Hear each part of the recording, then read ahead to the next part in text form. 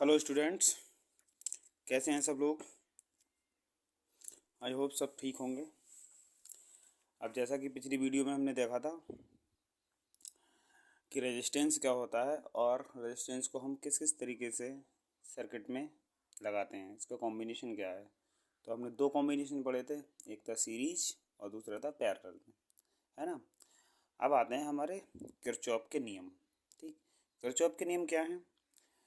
तो जो हमारे जटिल परिपथ होते हैं उन्हीं को सॉल्व करने के लिए ये डिफरेंट टाइप के रूल्स बनाए गए हैं। ये किरचॉफ के नियम हो गया, नॉर्टन थ्योरम हो गई, ठीक है ना, थेवेनिन थ्योरम हो गई। इन सभी का काम है जटिल परिपथ को एक सरल परिपथ में बदलना, ठीक है। लेकिन सबके जो नियम हैं वो अलग अलग हैं। जैसा कि आप जब मैथमेटिक्स पढ़ते हैं तो हम एक क्वेश्चन को कई प्रकार से कर सकते हैं, है ना।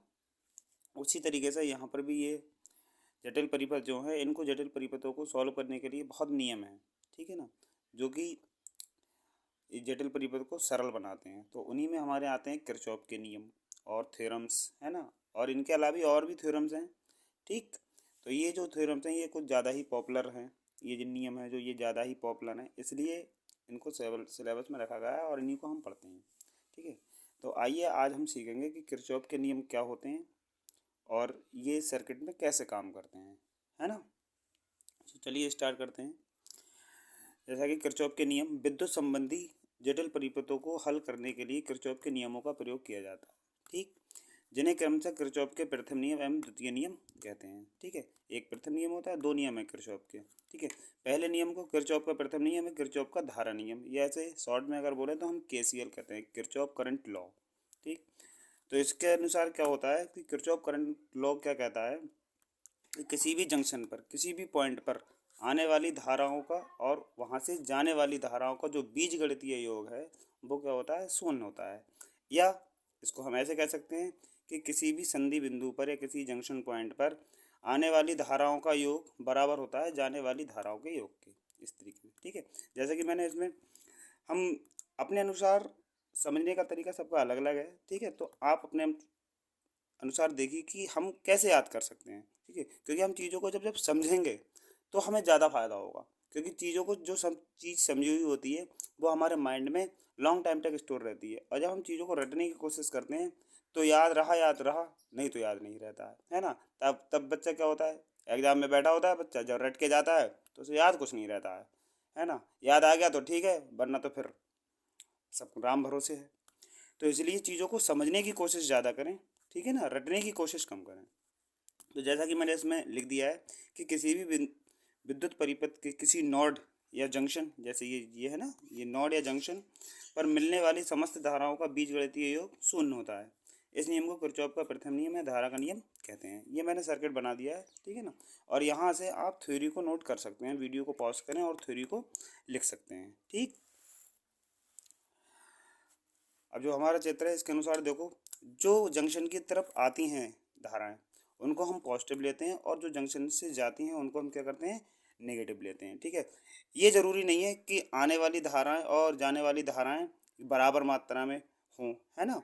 कि तीन धाराएं आ सकती हैं, ठीक है, तो चार धाराएं निकल सकती हैं, या तीन आ सकती हैं तीन जा सकती हैं। अब जैसे इसके अंदर जंक्शन की ओर देखो चार धाराएं आ रही हैं, लेकिन निकले कितनी जा रही हैं, दो जा रही हैं, ठीक है। तो ये ज़रूरी नहीं है कि कितनी धाराएं आ रही हैं, आपको बस ये देखना है कि कितनी धाराएं आ रही हैं कितनी धाराएं जा रही हैं, ठीक है।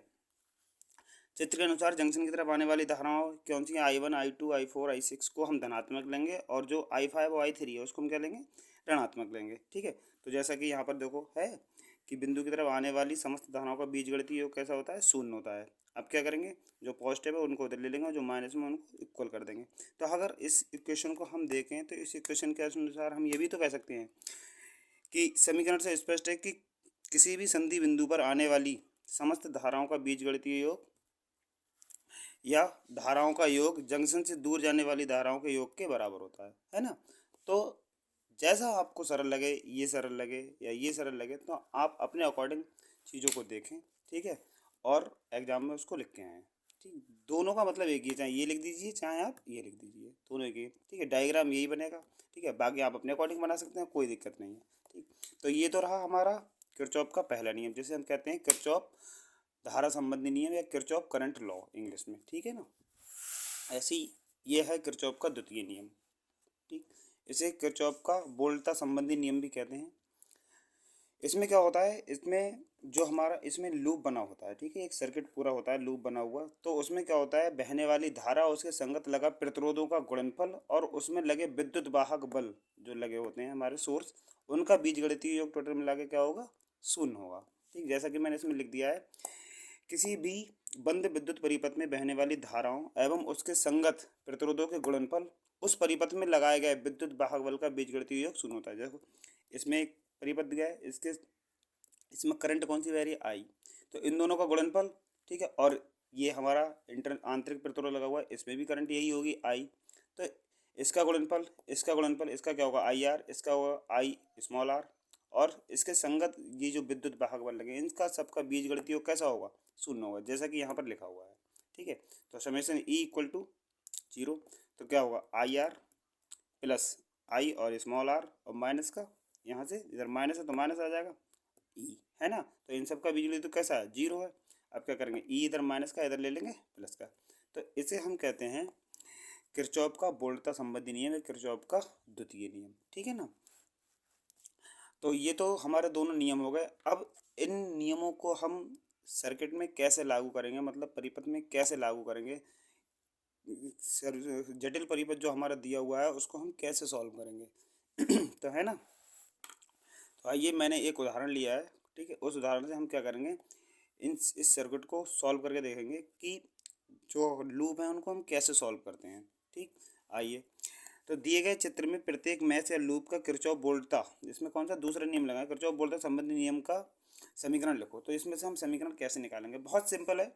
ठीक है ना, चीज़ों को बस समझना है आपको, रटना नहीं।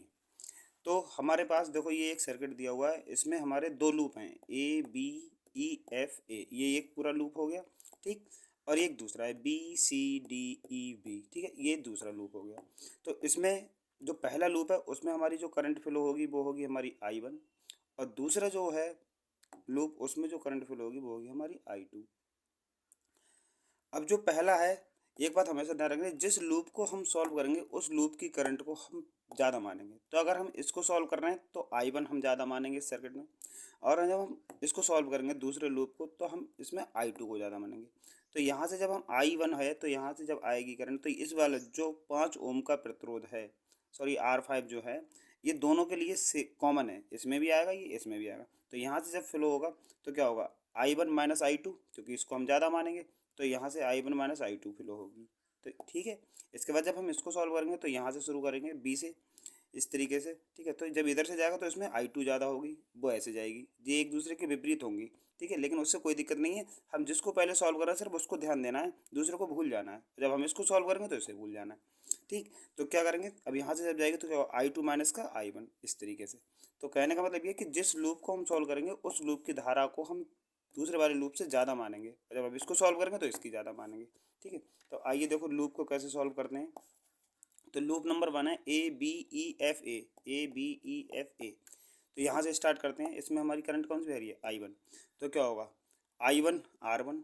ठीक, अब इधर आएंगे तो क्या होगा, इसमें कौन सी धारा है, I one minus I two, तो I one minus I two और आर फाइव प्लस, इधर आएंगे तो क्या होगा, इधर आई वन आएगी, I one into R four. ठीक, यहाँ से जाएंगे, अब ये इधर माइनस साइन है तो क्या होगा, माइनस का V one equal to zero, है ना।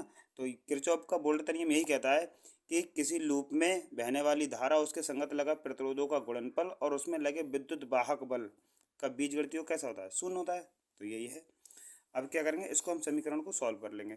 इसको हम ओपन करेंगे तो क्या होगा, आर फाइव के अंदर मल्टीप्लाई होगी, तो आई वन और आर फाइव माइनस का I two R five plus I one R four, और जो हमारा वी वन है ये इधर आ जाएगा प्लस में, है ना।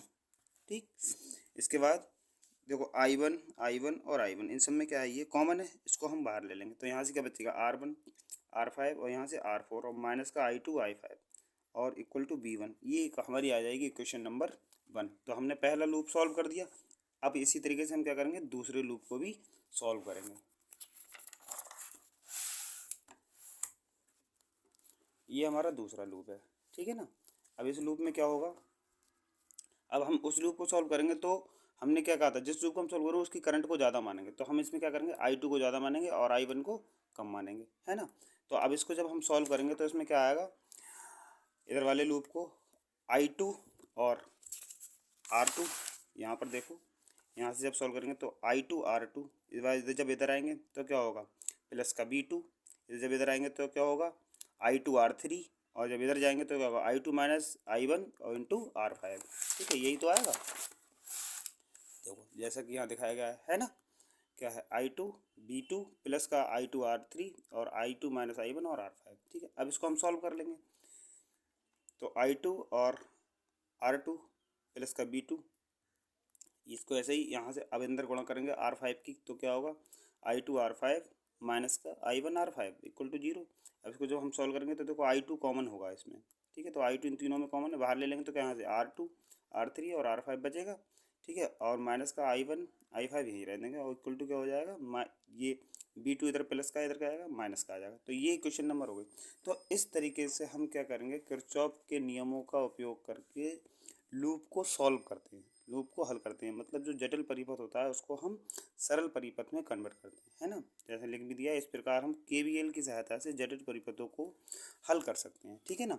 अब वो तो मैंने क्या कहा, इसमें हमने मान लिया R1 R2 R3 R4 इस तरीके से। अब अगर इनकी वैल्यू दी हो तो हम कैसे सॉल्व करेंगे, तो सिंपल बात है, जैसे हमने मेन है इक्वेशन निकालना, जब हमारी इक्वेशन आगे निकल के हम क्या करेंगे, I1 या R1 R2 जिसकी वैल्यू दी होगी उसकी वैल्यू पुट कर देंगे, और हम क्या करेंगे, समीकरण को सॉल्व कर लेंगे, जैसा कि हम मैथमेटिक्स में करते ही हैं, न्यूमेरिकल जैसे हम सॉल्व करते हैं उस तरीके से, है ना।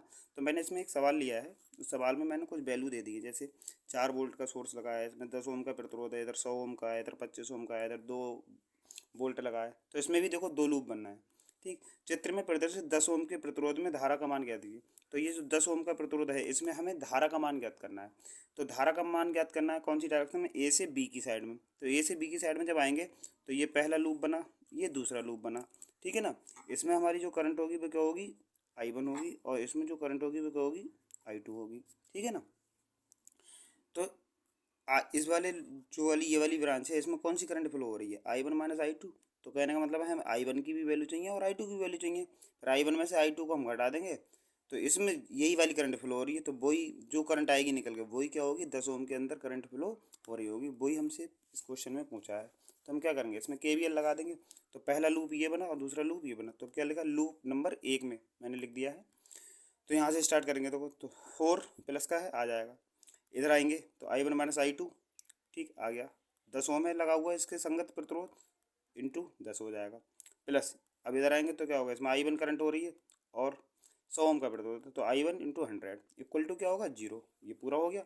अब इस सब समीकरण को सॉल्व कर लेंगे। ठीक है, इसके अंदर मल्टीप्लाई करेंगे 10I1, ठीक है, माइनस का 10I2 प्लस 100I1। ठीक, अब इसको इक्वल टू 0। अब जब हम इसको सॉल्व करेंगे ये देखो, ये I1 है, ये भी I1 है, तो 110 I1 माइनस का 10 I2 हो गया इक्वल टू माइनस का 4 हो जाएगा। ये समीकरण नंबर 1 हो गई। इसी तरीके से हम क्या करेंगे, लूप नंबर 2 को सॉल्व करेंगे, तो क्या होगा, 2 इधर आएंगे, ठीक है, I2 इंटू 25, ठीक है ना, और इसके बाद इधर को जाएंगे तो क्या होगा, I1 माइनस I2 और गुणा 10, वही देखो हमने यहाँ लिखा है ना।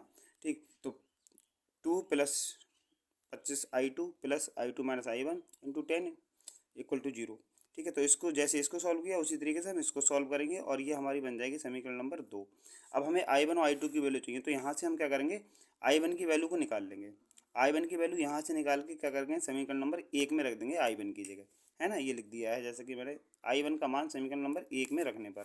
ठीक है, तो यहाँ मैंने देखो यही किया है कि I1 की वैल्यू को मैंने समीकरण नंबर 1 में पुट कर दिया। ठीक है, अब समीकरण नंबर 1 में पुट कर देंगे तो इसमें सिर्फ I2 बचेगा। तो यहाँ से हम क्या करेंगे, इसको सॉल्व करेंगे पूरा। ठीक है, और क्या करेंगे, आई थिंक सबको सॉल्व करना आता होगा। सॉल्व करके हम क्या करेंगे, इससे हम I2 की वैल्यू को फाइंड कर लेंगे। तो I2 की वैल्यू जो हमारी सॉल्व करके आएगी वो कितनी आएगी, ठीक है, मैंने सॉल्व कर दिया है, आप इसको अच्छे से समझ सकते हैं। ठीक, I2 की वैल्यू आएगी हमारी माइनस का 0.069 एम्पियर। ठीक है, ये I2 की, अब ये माइनस में क्या है, क्योंकि ये रिवर्स बह रही है ना। ठीक है, इधर से जा रहे हैं इसलिए इधर माइनस का आया है। ठीक, अब इसके बाद हमें I1 की वैल्यू मिल गई, अब हम निकालेंगे, सॉरी I2 की वैल्यू मिल गई, अब निकालेंगे I1 की।